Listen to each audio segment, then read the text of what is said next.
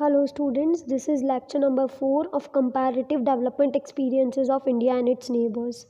We have to start from 10.10 that is appraisal of development strategies.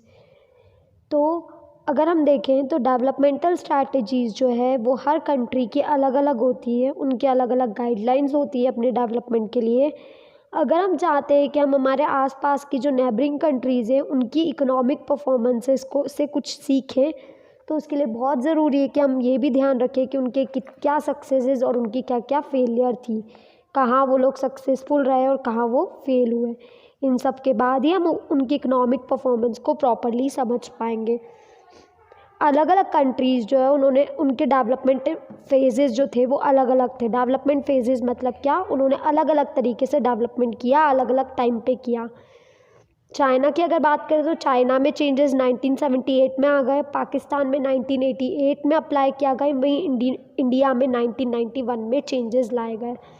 अब हम देखेंगे कि हमने अलग अलग कंट्रीज़ को देखकर कि रिफॉर्म के पहले, चेंजेस के पहले क्या था, चेंजेस के बाद क्या हुआ, क्या क्या अचीवमेंट्स हुए और क्या क्या फेलियर्स हुए। चाइना के ऊपर कोई भी कंपल्सन नहीं था कि उन्हें ये चेंजेस करना है, ठीक है। चाइना के ऊपर वर्ल्ड बैंक ने कोई कंपल्सन नहीं लगाया था। वहीं इंडिया और पाकिस्तान पे तो कंपल्सन लगाया गया था कि अब आपको ये रिफॉर्म करना ज़रूरी है। वहीं चाइना के ऊपर कोई कंपल्सन नहीं था, बट क्योंकि कोई एडवर्स सिचुएशन आ गई थी उनकी इकोनॉमी में, चाइना को ये रिफॉर्म एक्सेप्ट करना पड़ा और चाइना ने वहाँ पर रिफॉर्म इंट्रोड्यूस किया। कब? 1978 में। प्री रिफॉर्म पीरियड मतलब रिफॉर्म के पहले सिचुएशन कैसी थी, तो there were massive extension of basic health services in rural area. Rural area में बहुत सारी health care facility, health care services थी। थ्रू द कम्यून सिस्टम मतलब community system, there were more equitable distribution of food grains. Food grains का बहुत equitable distribution भी होता था। Extensive land reforms, collectivization, great leap forward, other initiatives, per capita grain output, ठीक है। 1978 was same as it was in mid 1950। 1950 में भी उतना ही था जितना 1978 में भी उतना ही था जितना 1950 में था। इन 1978 then government of China was satisfied with the slow pace of economy and lack of modernization under the Maoist rule। Maoist rule मतलब उस समय मेयो जो पर्सन है वो रूल करता था, मोइस्ट का रूल था। तो उस समय चाइना की गवर्नमेंट जो है वो सेटिस्फाई नहीं थी कि हमारी जो है इकोनॉमी इतना अच्छा ग्रो नहीं कर पा रही, हमारे यहाँ पे मॉडर्नाइजेशन भी नहीं है, तो वो उससे सेटिस्फाई नहीं था।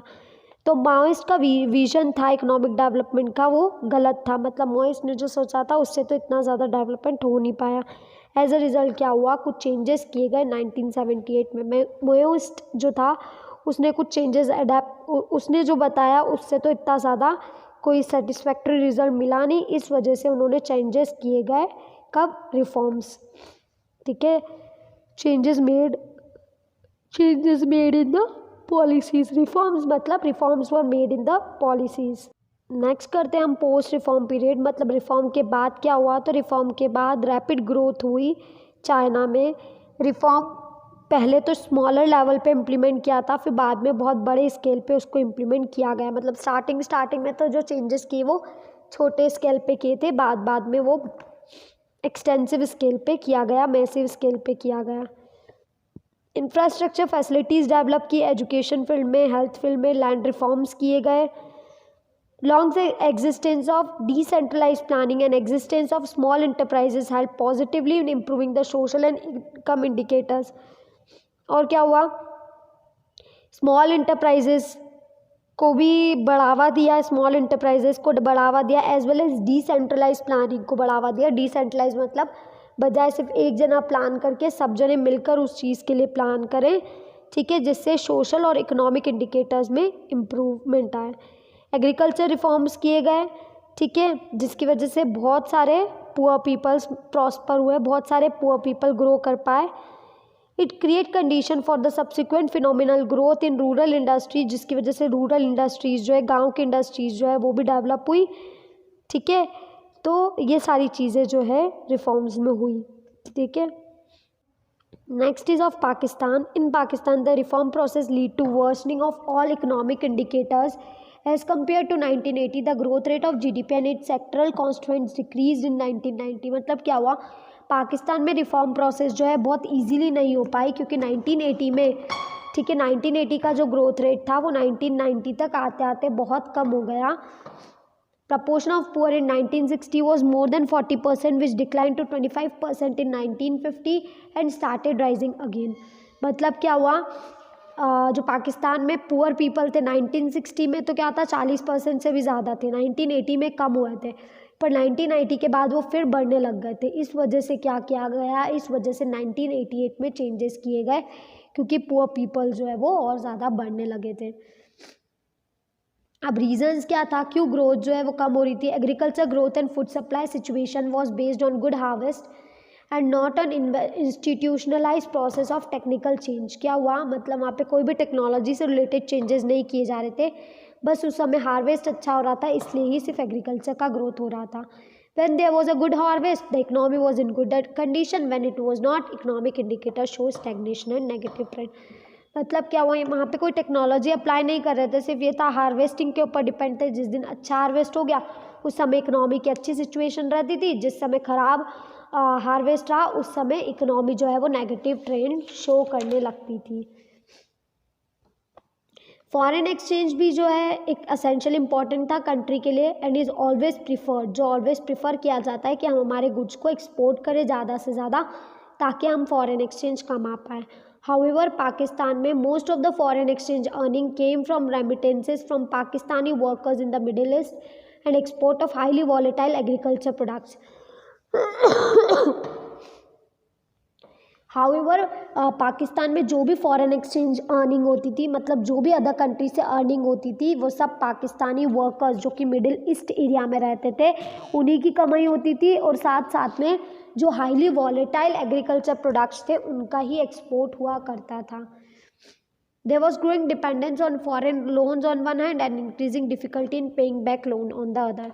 और क्या हो रहा था, प्रॉब्लम बढ़ती जा रही थी। बोले जहाँ एक बार तो हमको फॉरेन लोन्स लेना पड़ रहा था, हम उसके ऊपर डिपेंड हो रहे थे, वहीं दूसरी तरफ देखें तो उस लोन को पे करना हमारे लिए बहुत ज़्यादा मुश्किल हो रहा था, हमारे लिए मतलब पाकिस्तान के लिए। However, during last few years, Pakistan has recovered its economic growth and have been sustaining. However, अगर हम last few years की बात करें तो economic growth जो है अब उसकी रिकवर हो रही है, बढ़ रही है। एनुअल प्लान ऑफ 2016-17 में अगर देखें तो जीडीपी का जो ग्रोथ रेट है वो कितनी ग्रो हो गया है, कितना बढ़ गया है, 4.7%, ठीक है, highest when compare to previous 8 year. अगर लास्ट के 8 सालों में देखें तो सबसे ज़्यादा अब 4.7% की ग्रोथ रेट सबसे ज़्यादा ग्रोथ रेट है। एग्रीकल्चर में भी ग्रोथ रेट जो है वो सेटिस्फैक्टरी है। इंडस्ट्रियल और सर्विस सेक्टर में भी ग्रोथ हो रही है 6.8% और 5.7%, ठीक है। तो इन सब चीज़ों से बता रहा है कि एक पॉजिटिव ट्रेंड आया है after the reforms. Conclusion, India, China and Pakistan has traveled more than 5 decades of developmental path with varied results. Conclusion में ये पता चला कि इंडिया, चाइना और पाकिस्तान अब 5 डिकेड्स मतलब 50 साल हो गए उसको डेवलपमेंट पाथ पे चलते चलते, और उन तीनों के अलग अलग रिजल्ट्स हैं। टिल द लेट 1970, अगर 1970 तक देखें तो all of them are maintaining the same level of low development. 1970 तक तो ऑलमोस्ट तीनों का ही लो डेवलपमेंट का लेवल था, तीनों ऑलमोस्ट सेम लेवल पे चल रहे थे 1970 तक। The last 3 decades have taken this countries to different level. तो लास्ट के जो 30 ईयर्स है, मतलब 1970 तक तो तीनों ही कंट्रीज़ का डेवलपमेंट जो है ऑलमोस्ट सेम था और लो डेवलपमेंट था। बट लास्ट 3 decades या लास्ट 30 ईयर्स की अगर हम बात करें तो उसमें ही ये सारे चेंजेस आए हैं, उसमें ही ये हो गया है कि उनका डेवलपमेंट जो है अलग अलग लेवल पे आ गया है। इंडिया की अगर इकनॉमी की हम बात करें तो Indian economy perform moderately but majority of its people still depend on agriculture. India की इकनॉमी जो है वो मॉडरेटली मतलब मीडियम तरीके से उन्होंने परफॉर्म किया है, पर आज भी बहुत सारे लोग एग्रीकल्चर के ऊपर डिपेंडेंट है। इंफ्रास्ट्रक्चर जो है लैग कर रहा है, मतलब हमारे यहाँ पे इंफ्रास्ट्रक्चर की कमी है इवन अभी भी बहुत सारे पार्ट्स ऑफ द कंट्री में। It is yet to rise the standard of living of more than 1/4 of its population that lives below the poverty line. अभी भी 1/4 पॉपुलेशन जो है वो हमारी बिलो पॉवर्टी लाइन में रहती है, जिनकी स्टैंडर्ड ऑफ लिविंग अभी बढ़ाना ज़रूरी है। ना बात करते हैं पाकिस्तान की, तो पाकिस्तान में क्या है, पॉलिटिकल इनस्टेबिलिटी है, over dependence on remittances and foreign aid, along with volatile performance of agriculture industry reason of slow down of Pakistan economy. Pakistan की इकनॉमी जो है वो स्लो डाउन हुई है, इतनी अच्छी प्रोग्रेस नहीं हुई है क्योंकि वहाँ पे पॉलिटिकल इनस्टेबिलिटी रही है। वो लोग बहुत ज़्यादा डिपेंड है फॉरेन के ऐड के ऊपर, मतलब फॉरेन कंट्री से उन्हें पैसा मिले उसके ऊपर बहुत ज़्यादा डिपेंड है। एग्रीकल्चर जो है वो भी, एग्रीकल्चर सेक्टर भी इतना अच्छे से परफॉर्म नहीं कर पाया, इस वजह से उस समय पाकिस्तान की इकनॉमी जो है वो बहुत स्लो डाउन है। रीसेंट पास्ट में देखें, it is hoping to improve the situation by maintaining high rate of GDP growth. But recent past में हम देखें तो ऐसा माना जा रहा है होप किया जा रहा है कि जीडीपी की जो ग्रोथ रेट है वो बढ़ेगी। Many macro economic indicators begin showing positive and higher growth rate reflecting the economic recovery. बहुत सारे मैक्रो इकोनॉमिक इंडिकेटर से हमें ये भी पता चल रहा है कि ग्रोथ रेट जो है वो बढ़ रही है, जिसकी वजह से कहीं ना कहीं इकोनॉमी जो है वो रिकवरी कर रही है। Now come on to China. In China lack of political freedom and its implication for human rights are major concerns. China में अगर हम देखें तो पॉलिटिकल फ्रीडम की कमी है और साथ साथ में ह्यूमन राइट्स जो है वो लोगों को भी नहीं मिल पा रहे हैं। हाउएवर लास्ट 3 डिकेड्स में, लास्ट 30 ईयर्स में अगर हम देखें तो it use the market system without losing political commitment and succeeding in rising the level of growth along with the elevation of poverty.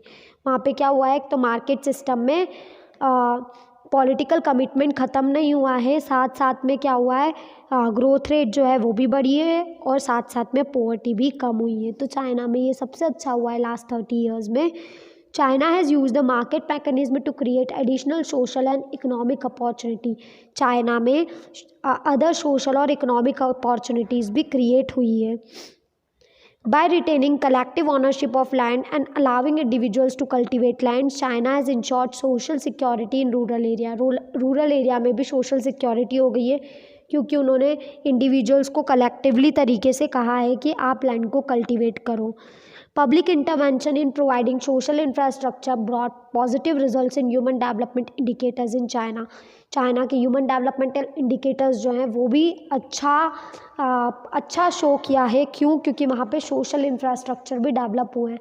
Infrastructure जो है वो प्राइवेट पीपल्स ने भी डेवलप किए, जिसका एक पॉजिटिव रिजल्ट देखा गया कि ह्यूमन डेवलपमेंटल इंडिकेटर्स जो हैं वो चाइना के डेवलप हुए हैं। तो इन सब चीज़ों से ये पता चला इंडिया की पोजीशन मॉडरेट रही है, चाइना की पोजीशन बहुत अच्छी रही है, ग्रोथ रेट बहुत अच्छा हुआ है, पॉवर्टी रिड्यूस हुई है, ठीक है, नई नई economic opportunity, social opportunities create हुई है, रूरल एरियाज़ में भी लोगों को सोशल सिक्योरिटी मिली। चाइना की सिचुएशन बहुत अच्छी रही है। वहीं पाकिस्तान की अगर हम देखें तो सिचुएशन जो है वो डाउन हो गई थी पॉलिटिकल इनस्टेबिलिटी की वजह से, पर अब इंडिकेटर शो कर रहे हैं कि कहीं ना कहीं ग्रोथ हो रही है, अब जीडीपी की ग्रोथ हो रही है, ठीक है। तो in this manner we have completed this chapter. Write question answers you have to write in your copies. कौन से एनसीईआरटी क्वेश्चंस तुम्हें अपनी कॉपी में राइट करना है, only you have to write NCERT questions. Okay, bye bye.